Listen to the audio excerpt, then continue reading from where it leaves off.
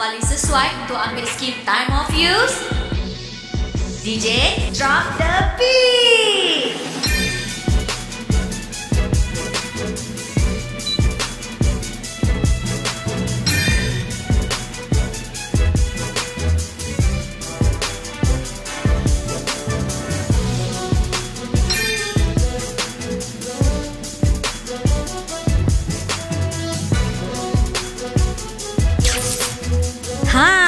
Ada tak karakter yang sama macam korang? Kalau korang pun guna elektrik pada waktu malam ke, hujung minggu ke, maka berbalalah untuk tukar ke skim TOU macam mereka tadi tu.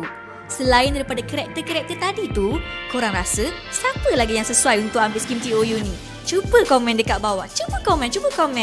Untuk tahu lebih lanjut tentang skim TOU, jangan lupa untuk cek video kita yang sebelum ni ya.